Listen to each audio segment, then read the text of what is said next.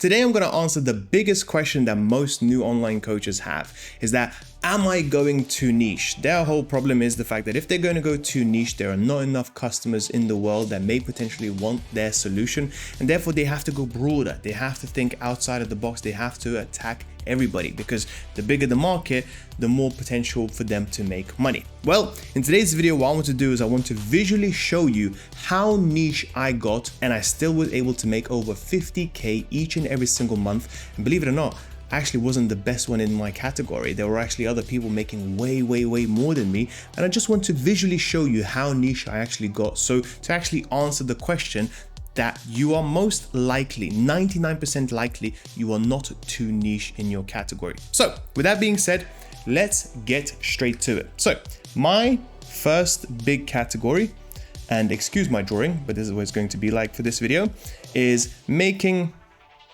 money online.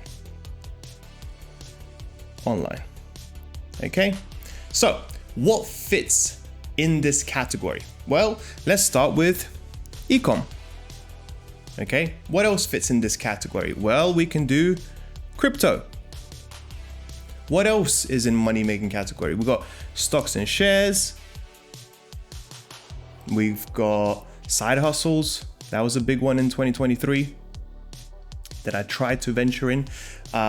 We've got affiliate marketing, so I'll just put AM, and then we've got SaaS as well. Okay, so just to paint the picture here, okay, everybody wants to make money online, and each and every single one of these, and there are so many more, are potential niches that you could potentially go into. Okay, now me personally, this was my big niche, making money online, and I had decided to go into e-commerce. Okay, but it doesn't stop there. So I'm gonna just, if you can visualize, this is my first kind of sub niche essentially.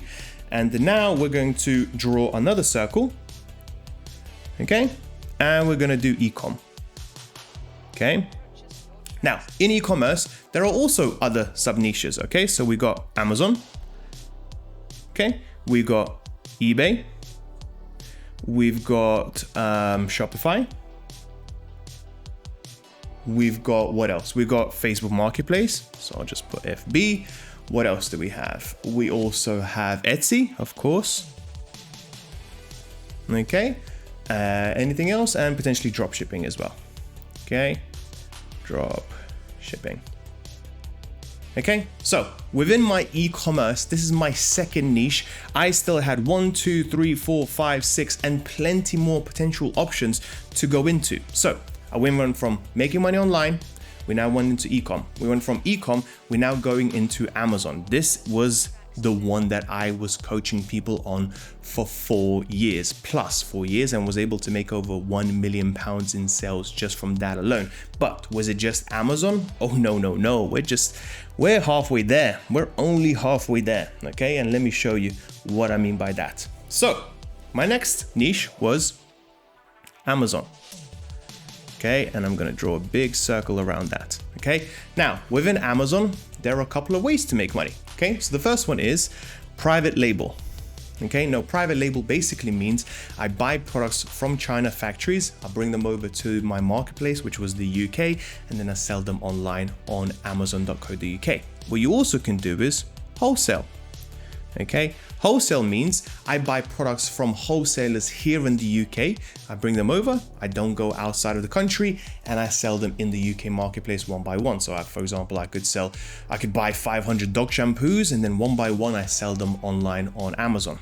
I could do retail arbitrage, basically meaning I can go to Tesco's, I can go to Sainsbury's, I can go to whatever, buy their stuff in clearance and then sell them on Amazon, or I can do online arbitrage, which is exactly the same, but you do that online. So you find something online that is really cheap and then you sell it on Amazon for more expensive. So I went from Amazon to private label. This was my niche, Amazon private label. But does it stop there? Nope, we keep going. We keep going and we go from private label, okay? Draw a big circle again. And this time it's by country. So you have UK, you have US, you have Asia, you have Europe, and you have South America. So I'll just do SA for short, okay? This is my niche, guys, okay? Think about it. I went from making money online to e-commerce to Amazon FBA to private label to UK. I was only targeting people who are interested in selling on Amazon in the UK via the private label business model, i.e. buying products from China and bring them over into the UK marketplace. Now, can you think how niche that actually is? That is so niche. And believe it or not, I actually done that by luck. It wasn't something that I thought out very much so or anything like that. I just thought, hey, I found this, maybe other people will be interested.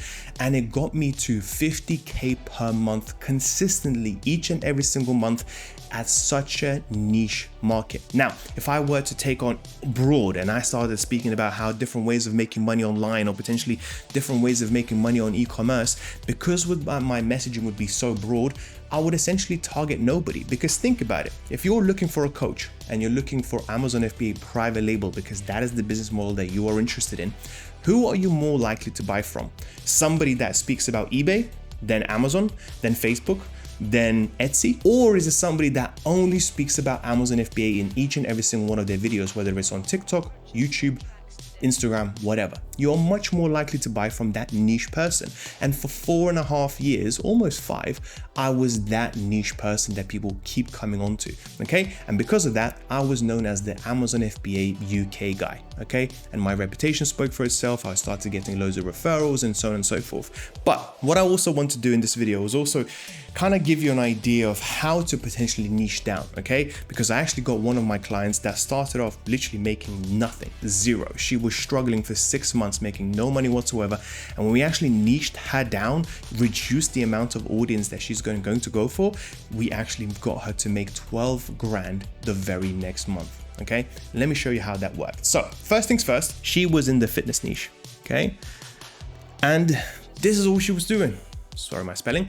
Literally all she spoke about is fitness, targeting absolutely everybody. But believe it or not, there is loads of things you can do within fitness, okay? So things like training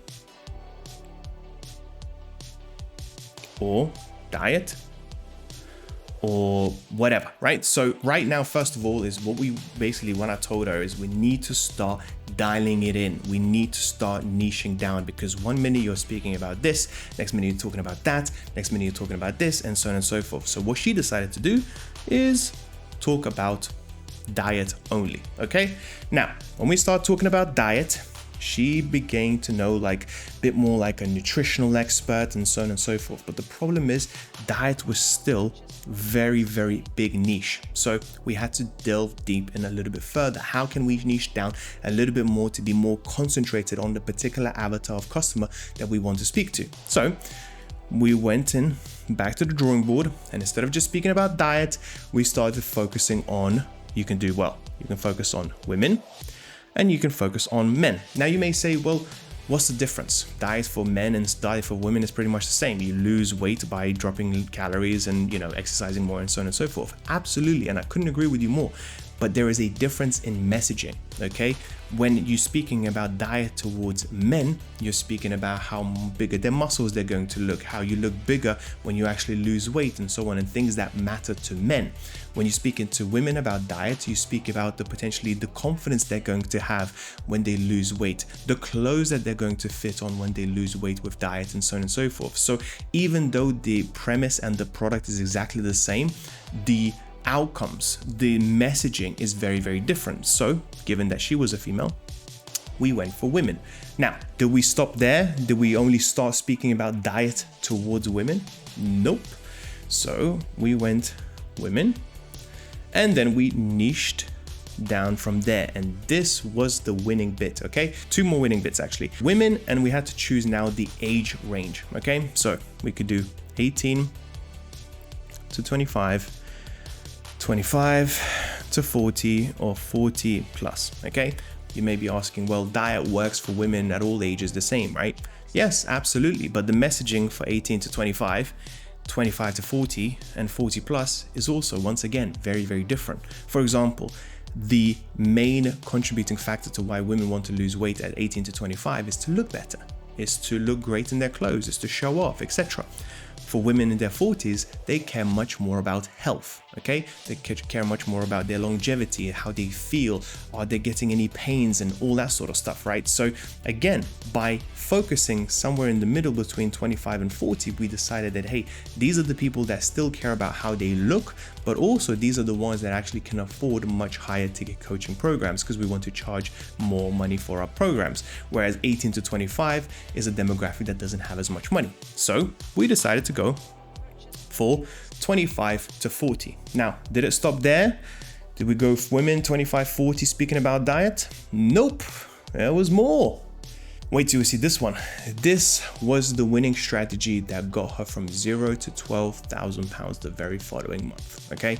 This was so important. This is why planning is so important. This is why having a coach is so important. So we went from having 25 to 40.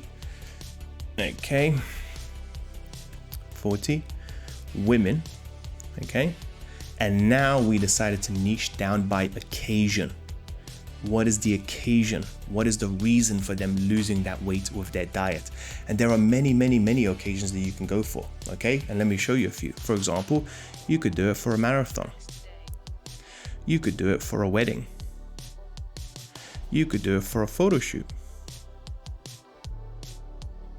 You could do it for vacation.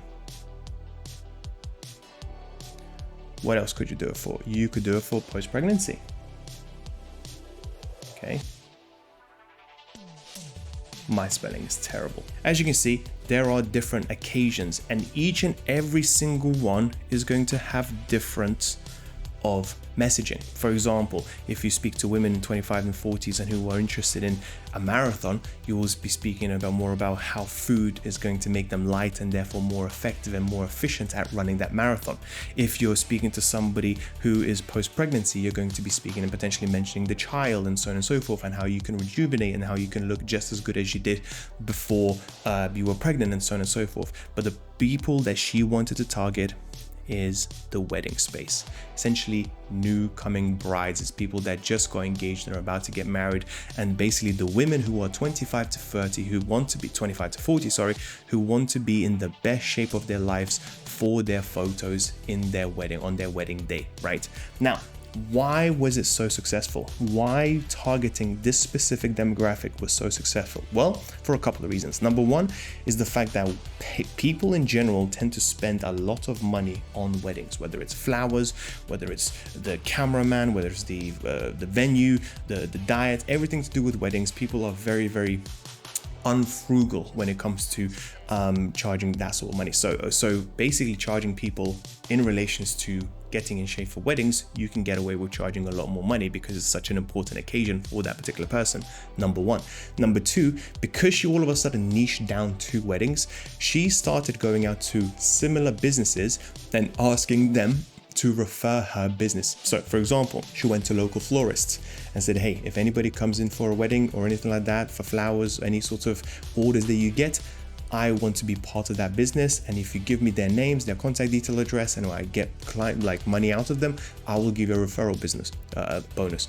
She went to photographers, wedding photographers, and made the same deal there. Hey, for every single wedding photographer, if you refer me business, I'll give you 25% of all of my commissions. She's spoken to big wedding venues, same thing there. And all of a sudden, all of these people started to give her money and started to give her basically business. She went from literally having a completely cold calendar with no people whatsoever to all of a sudden social media bringing her traffic, but also these venues, all of these different similar businesses that have the exact same client also bringing her business as well. So this is the main point of this video. 99% of the time, if you're a coach, a consultant, a business owner, whatever, and you're trying to teach people, you are more likely better off niching down further and making more money than going up the stream and actually making a lot less, because you're competing in a much, much broader market and your targeting audience is nowhere near as compelling because you're speaking to so many people all at once, number one. Number two, you're also competing against the best of the best in the business. If you're just speaking on, let's say, fitness, for example, It's a very competitive marketplace with a ton of people out there saying exactly the same thing as you are, and it's making it really, really difficult for people to choose you over so many other people who are essentially your competition. So the underlying message is this: don't be scared to niche down. Chances are you're not niche enough as opposed to being too niche, okay? And if you do have any questions, if you do want a little bit of help with your coaching offer, don't hesitate. Book in a call with myself or my team. We'll give you a strategy. We'll try and help you out as much as we can, and we'll speak to you soon. Bye-bye.